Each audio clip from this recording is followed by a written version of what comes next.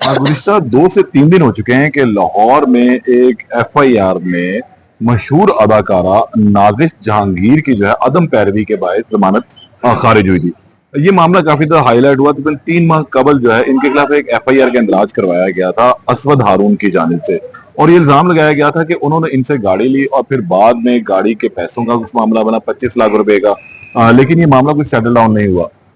जो नाजिश थी इन्होंने लाहौर की सेशन अदालत से अपनी जमानत करवा ली, लेकिन फिर बाद में जुम्मे के रोज अदम पैरवी की बुनियाद पर यह जमानत खारिज हुई। अब इन्होंने लाहौर हाईकोर्ट से रुजू किया। मेरे साथ इस वक्त जो इनकी वकील हैं रिदा नूर साहिबा वो मौजूद है। इनसे पूछते हैं कि अदाकारा नाजिश जहांगीर ने अब लाहौर हाईकोर्ट से क्यों रुजू किया और सेशन अदालत में उनकी जमानत से मुतालिक क्या मामला जो है वो चल रहे हैं। अस्सलाम वालेकुम मैडम। मैडम क्या इशू है? नाजिश जहांगीर जो अदाकारा है वो हाईकोर्ट क्यों आई है? देखिए, सबसे बड़ी बात, शायद वो अदाकारा हो लेकिन मेरे लिए वो एक क्लाइंट है। कानून के लिए वो एक आम शहरी है, एक आम साइल है। तो बार बार कहना, उनका नाम लेना, उनको उनके प्रोफेशन के साथ वाबस्तगी करके उनको हाईलाइट करना, यही हमारा कंसर्न है। अगर एक आम शहरी के ऊपर कोई कानूनी मुकदमा हो चुका है, आपको पता है एक एफआईआर होना कोई बड़ी बात है ही नहीं। सबसे बड़ी बात कि उनके ऊपर जो मुकदमा हुआ है वो तो उसमें हुआ ही कोई नहीं। सबसे बड़ी बात, कोई ऐसा मुकदमा उनके खिलाफ नहीं है, कोई ऐसी कानूनी चीज उनके खिलाफ नहीं है जिसमें उनको अरेस्ट किया जाता। अरेस्ट, प्री अरेस्ट, डिसमिस होने में तो हम तब बात करें ना कि जब उनको अरेस्ट करना था। वो तो मतलूब ही नहीं थी, वो तो चाहिए ही नहीं थी, उनका तो अरेस्ट था ही नहीं, वो तो गिरफ्तारी में थी ही नहीं, तो उनका प्री अरेस्ट क्या डिसमिस होना।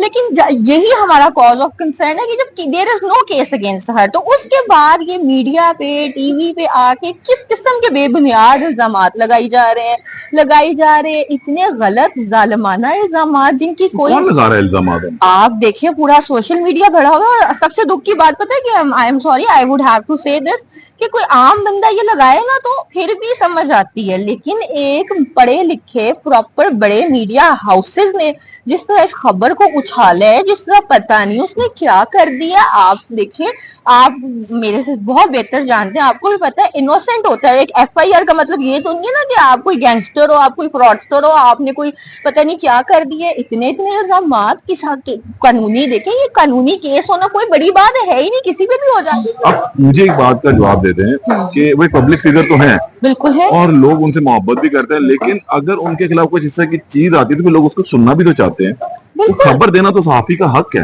खबर देना हक है, लेकिन उसको ये बताना कि उन्होंने पता नहीं क्या कर दिया, जो एफआईआर का मतन है वही दिया जाए। देखिए वही ना बात है। तो ये खबर से होता है, ये इसको कहते हैं सब जुडिस रूल। सब जुडिस रूल पूरी दुनिया में चलता है और ये आज नहीं, बड़ा पहले से चलता आ रहा है।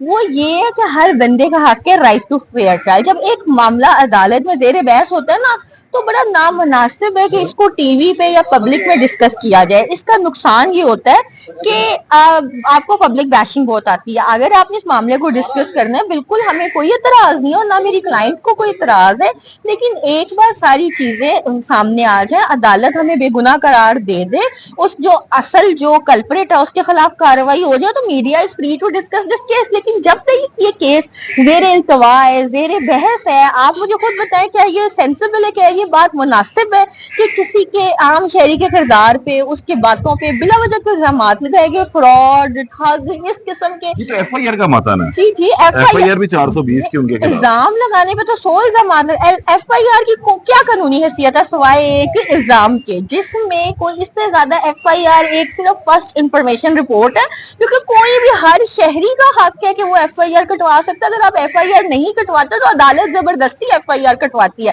तो एफआईआर भी छोटी सी शिकायत है जिसकी कानूनी हैसियत ये है कि ये वो शिकायत है जो सबसे पहले लगाई जाए। उसके बाद अगर कोई कसूरवार अदालत से वो अगर गिल्टी होती है ना, तो फिर आप बताएं, जरूर बताएं। हालांकि कानून जो राइट टू प्राइवेसी है ना, जो तकद्दुस है, आप देखें सबसे ज्यादा जो रियासत है ना उसका काम है, और रियासत के बाद जो रियासत के बाशिंदे हैं ना उनको थोड़ी सी हया चाहिए, और चाहिए ये कि लोगों की जान, माल और इज्जतों का तहफ्फुज करें। माल और जान तो चले एक चीज समझ आती है, पर इज्जत एक बार खो दी जाए ना तो वापस नहीं आती।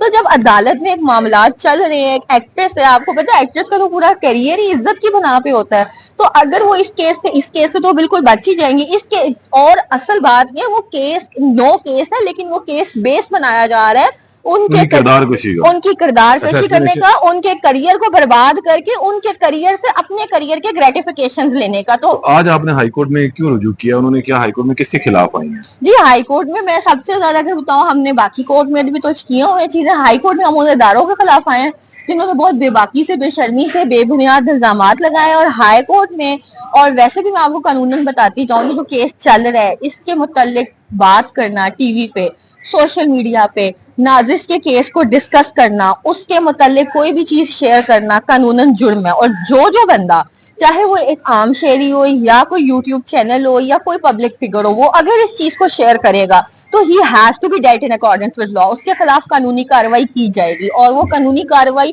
3 से 7 साल तक की सजा की शक्ल में है। तो मैं और आप जो डिस्कस कर रहे हैं इसको किस तरह कानून की शक्ल देंगे? हमने इसमें केस को डिस्कस नहीं किया, हमने सिर्फ ये बताया है कि इस केस को डिस्कस करना जुर्म है। हमने उस केस, मतलब आप ये कह रही हैं जो उनके खिलाफ FIR हुई है उसको डिस्कस करना जुर्म है? उनके मुतालिक इस केस की किसी भी प्रोसीडिंग को, इस केस के मतन को, इस केस की किसी भी चीज को डिस्कस करना। कोर्ट के अंदर जब हियरिंग होती है तो हम उसको रिपोर्ट करते हैं, तो फिर कैसे आप तो कह रही फिर सारा कुछ बंद कर दिया जो नहीं, रिपोर्ट ही ना हो? मैंने ऐसी बिल्कुल कोई बात नहीं की, लेकिन मैं आपको काफी ज्यादा हाई कोर्ट की पुरानी जजमेंट्स भी दिखा देती हूँ जिनमें ये बात बहुत क्लियर है कि मीडिया ट्रायल्स को बंद होने की जरूरत है। मीडिया ट्रायल में कैरेक्टर असैसिनेशन हो सकती है जो किसी को लेके किसी खास बुनियाद पर हो, लेकिन कोर्ट की जो प्रोसीडिंग है, जो कोर्ट के अंदर अदालत में वकला की आपस में बहस हो रही है, उसको रिपोर्ट किया जाता है और उसको तो रिपोर्ट करना कहीं पे मना नहीं है। अच्छा, इस पर मैं आपको थोड़ा सा बैकग्राउंड बताऊं। 2019 की बात है, अरशद शरीफ केस था। अरशद शरीफ, ये जस्टिस साकिब निसार के जमाने की बात है। अरशद शरीफ ने ना एक केस था, मीडिया पे वो चल रहा था नवाज शरीफ वगैरह के मुतालिक, उसको डिस्कस किया। उस चीज पे ना उस वक्त के जो चीफ जस्टिस थे उन्होंने सुओ मोटो लिया। सुओ मोटो लेकिन उन्होंने प्रॉपर पूरी दुनिया के लॉज पे रोशनी डाली, बताया कि ये क्या मामला है, ऐसा कैसे हम लोग कंट्रोल कर सकते हैं कि ना right to fair reporting, right to information भी हमारा सेफ रहे, राइट टू प्राइवेसी भी सेफ रहे, और राइट टू फेयर ट्रायल भी। असल में this is all about balancing of right. मैं आपको पता है मीडिया पे ज्यादा लॉज डिस्कस करने की कायल हूं ही नहीं, क्योंकि मीडिया में फैक्ट्स ज्यादा समझ आते हैं, लॉ अदालतों में ज्यादा अच्छा लगता है बहस करते हुए। लेकिन तो ये सारी चीजों को कंट्रोल करने के लिए ऑनरेबल सुप्रीम कोर्ट ने रूल्स बनाए हैं पैमरा के लिए, और पैमरा वो रूल्स फॉलो नहीं करता। अगर पैमरा वो रूल्स फॉलो कर दे तो आज के बाद किसी भी एक्यूज को कोई मसला ही ना हो। और आपको पता है मेरे पहले भी ऐसे केसेस देख चुके हैं, वो लड़कियों की लड़ाइयों वाला, और इतने ज्यादा केसेस, और स्पेशली इमरान खान और बुशरा बीबी का केस देखें तो वो सारे मीडिया ट्रायल्स, और मीडिया ट्रायल्स की वजह से आप अवाम में इतना गलत और गंदा तासुर फैला दिया जाता है कि हमारे वकीलों के लिए फिर प्रॉब्लम्स आ जाती हैं, हमारे लिए बहुत ज्यादा प्रॉब्लम्स आ जाती हैं। अब आपने जो हाई कोर्ट में नाज़िर जहांगीर की जानिब से केस किया वो डेफेमेशन का हुआ, इसका मतलब? सबसे पहले तो हमने ये कहा कि ये कानूनी कार्रवाई की जाए उन लोगों के खिलाफ जो इस वीडियो को और इससे मुतल्लिक मवाद को नशर कर रहे हैं। असवद के खिलाफ, असवद के खिलाफ भी, और जो जिम्मेदारान है, और जिम्मेदारान देखें, एक बंदा इल्जाम लगाने से हम किसी को रोक नहीं सकते, उसको हम कानूनी तौर पे डील कर रहे हैं, उसको तो जो उसने किया उसकी सजा तो उसको अदालत देगी। मैं या मेरी साइला, हमें इस चीज पे कोई गर्ज नहीं है कि उनके साथ क्या होता है, क्योंकि हमने जो उनको साथ कानून में करना, हमने कानूनी तौर पे करना है। टीवी पे आके लड़ने का शौक ना मुझे है ना मेरी साइला को है। हमने टीवी पे अपना कोई बयानिया नहीं देना, हमने सिर्फ ये देना है कि आप काइंडली अपने आप को कानून की गिरफ्त में आने से बचाएं, क्योंकि ये केस के ऊपर कानूनन आप इसको, कानून आपको अलाउ नहीं मतलब करता। आप कह रही मीडिया ट्रायल इनका ना किया जाए? ना किया जाए, क्योंकि कानून अलाउ नहीं करता, जो अलाउ करेगा नहीं। उसको सजा है, जुर्म है। ठीक हो गया, थैंक यू, बहुत शुक्रिया। Thank you so much. Advocate Rida Noor साहब हमारे साथ मौजूद थी, और आज जो केस इन्होंने नाज़िर जहांगीर की जानिब से दायर किया उसमें इनका मौक़िफ़ यह है कि इनकी किरदार कुशी जो है वो बंद की जाए। इनके मुद्दई की जानिब से जो मुख्तलिफ टीवी चैनल्स के ऊपर जो खबर चलवाई जा रही है उसके खिलाफ जो है आज इन्होंने लाहौर हाईकोर्ट से रुजू किया और अदालत से इस्तदा की है कि ऐसा तमाम मीडिया ट्रायल जो है वो बंद किया जाए और इनकी साइला को इंसाफ फराहम किया जाए, इनकी इज्जत को जो है महफूज बनाया जाए। इस केस में मजीद जो अपडेट होगा उससे आपको दोबारा आगाह करेंगे, अदालती अहकाम से आपको आगाह करेंगे। तब तक के लिए इजाजत दें, अल्लाह निगहबान।